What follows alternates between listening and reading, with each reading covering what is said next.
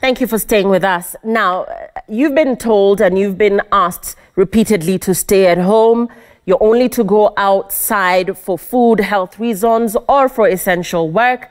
The coronavirus has indeed plunged the world and Kenya into uncertainty, and the constant news about the pandemic has been overwhelming. Some of you are feeling like it's relentless, it's not stopping, and all this is taking a toll on people's mental health. Tonight we want to talk to you about how you can protect your mental health, and I'm joined by Margaret Mbuthi. She's a clinical psychologist. Thank you very much for speaking to us tonight. Margaret, how are you? I'm very fine. Thank you, Lillian. And how are you doing? I'm good. I mean, just like a lot of Kenyans, of course, feeling overwhelmed sometimes, under the weather about what is currently going on. But, just so that we can all express what we're feeling and perhaps get tips from you on how to cope, what are some of the mental issues that could be caused by this pandemic? People are experiencing a cocktail of emotions, a lot of feelings going on, and people not too sure what it is they're feeling, but indeed feeling uncomfortable about this current state of affairs. Thank you, Lillian, for having me tonight. And it is true, people are going through a host of emotions, from anxiety to fear. People are worried, some people are sad, some people are very angry about what is going on. The feeling of loss of control, feelings of being helpless, feeling hopeless even because of what is going on, and just not knowing what to expect when this thing is going to be over, can be extremely anxiety provoking. And with it then comes a lot of other things. Some people will struggle with issues of they're having changes, or they're experiencing changes in sleeping patterns, in their eating patterns, which are all, triggers that can predispose leaving someone to getting into a depression. Mm-hmm. And even as we talk about this cocktail of feelings or emotions, let's talk about the family unit and begin with, just the family setup, like was earlier mentioned in that story that was aired by Dorcas Wangira. The fact that families are now having to spend more time with each other, couples, children, that process of adjustment. Let's begin with couples. How to cope. I've been seeing a lot of memes online of anger and intolerance towards each other. Perhaps people don't spend as much time together. So how to cope when you're in this situation where you have no choice but to spend a lot of time together? And it is true that families and individuals are going through a lot of adjustment. They have to do a lot of adjustment.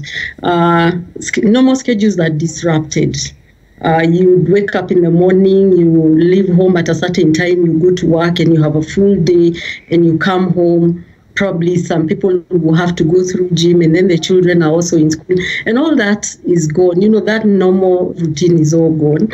And families and individuals are trying to readjust themselves and just to figure out, what do I do with the day? And because of the disruption, some people may not take that very positively. They have trouble adjusting to what is happening right now. And with that, then that's where you see a lot of the people are very angry about what is happening and not knowing what to do. Now, however, there is a flip side of it, Lillian. We didn't have as much time to spend with our families as we have right now. And this is one of the situations that is compelling or pushing us to spend more time together. And it is time for families to learn to, relate with each other, to understand each other a lot more, to try and find out what is happening in each other's life. So it has a flip side of it, which is a positive side of it, where we get to do things together now. We have to be more creative in how we are going to spend our day and how to plan our day and the things. Families are coming together to start to think about, now that there's probably reduced income, what can we adjust from our lifestyle? What are some of the things that are a must do or that are important for us to do now? And what can we push aside and wait till the situation is over? Right. And you know, talking about adjustment, I just want to point out the anger bit. You spoke about some people getting a little bit angry or even feeling angry over the fact that they're going to be possibly losing their jobs. Some have had to take pay cuts. So this loss of income, you say that people need to look for creative ways to adjust and live within their means. But with that underlying anger, where perhaps the sole provider is unable to cope with the demands of the family, what would be the way forward? What would be the best approach towards such a situation? Towards anger issues? Yes, over, you know, possible loss of income, possible job loss. And one of the things that I would recommend all families right now, and anyone who has to go through some lifestyle adjustment, which is most of us and all of us have to do that at some point, is that the most important thing is to sit down as a family and figure out what is it that we can do without. Now, what will make me or will make some family members more angry than others is when there is lack of understanding that we have to make adjustments. These adjustments are not explained to us. And, you know, like, we don't tell children and we don't sit and walk children through the changes that we are going through. So they're likely to throw a tantrum. And because there is diminished source of income, the head of the family is feeling extremely helpless about it. One of the things I would recommend is, what is exactly the source or the cause of this anger? Is it the reduced income? Is it the frustration of you can't get out? Is it the frustration of you're feeling you've lost a sense of control? Or what exactly is it that pushes this individual to be very angry? Once you understand the cause of the anger, then it's easy to deal with what it is. Right. As opposed to when you don't know what you're dealing with. Well said. And Margaret, yesterday the Chief Justice pointed out that there's been an increase in the cases of domestic violence, sexual offences, particularly towards children, possibly by their guardians. Why is this happening? All of a sudden we're seeing an increase in domestic violence, in sexual offences. What could be the reason behind this during this period? When families go through changes, and not changes that are planned in advance, and not changes that are perceived by some family members as positive changes, then there's a tendency for people to react differently and to respond to the changes differently.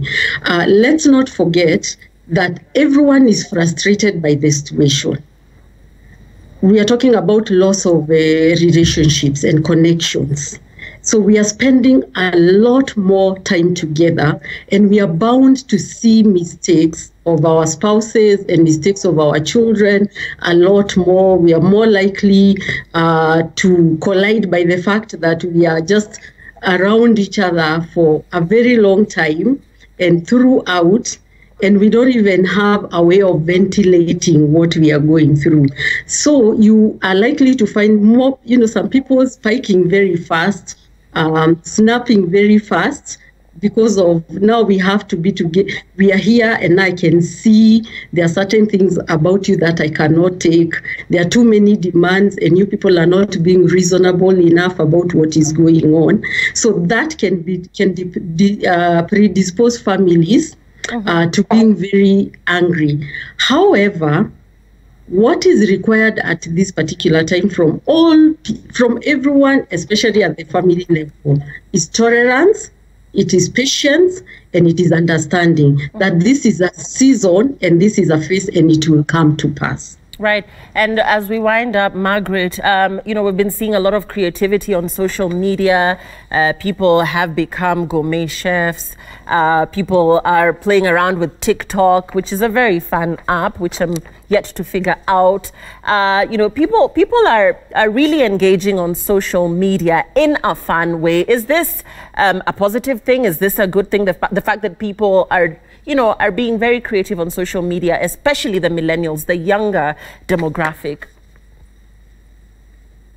It helps them.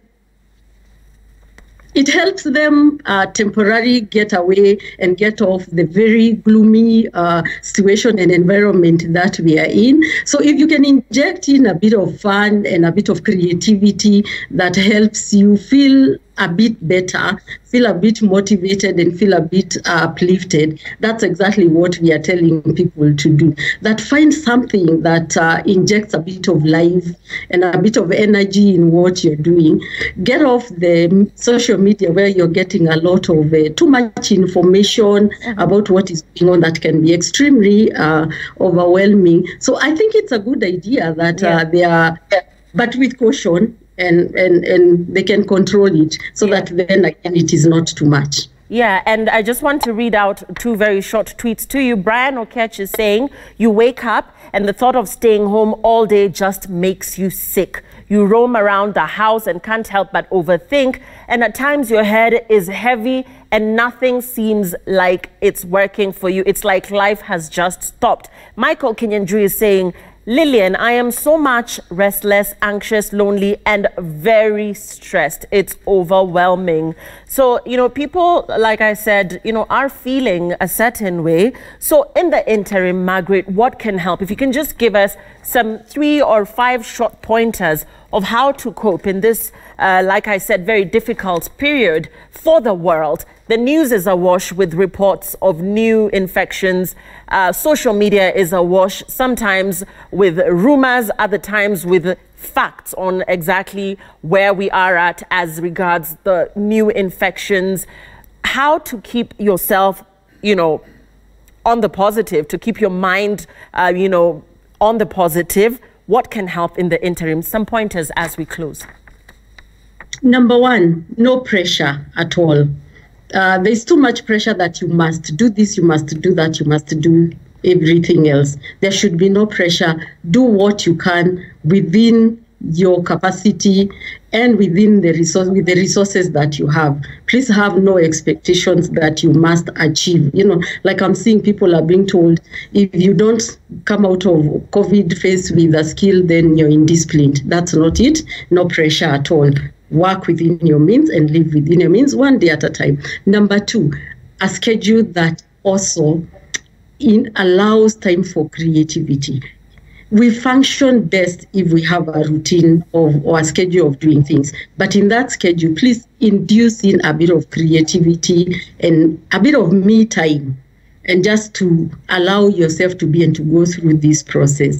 Number 3, what quickly comes to my mind, it's okay to do some exercises. The more we are physically active, the more we are able to bring out all those emotions that we are holding. So physical exercise is a great thing.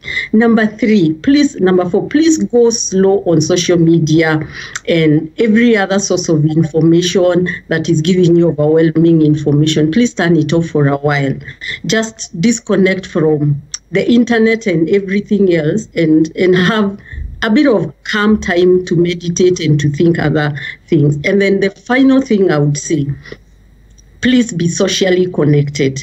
Even though we are talking about social distance, do not disconnect from your family, from your friends, from your networks, socially, through whatever means that you can do. We still need to have some support system, and we still need to be connected with the people, because this loss of physical contact can be very overwhelming for some people. So let's keep the social connection going. And finally, please find a hobby, some activities you can do If it is with the children, introduce them to gardening, for example. Let them plant flowers or do something that is interesting and that keeps them meaningfully occupied. And think positively. Yeah. I thank you so much for your time, Margaret Mbuthi. She's a clinical psychologist, and I believe that this conversation has been of value to many. Margaret, thank you so much for finding time to speak to us. We will be back with more in just a bit. Good night, Margaret, and thank you very much for your time once again. Thank you so much. Okay.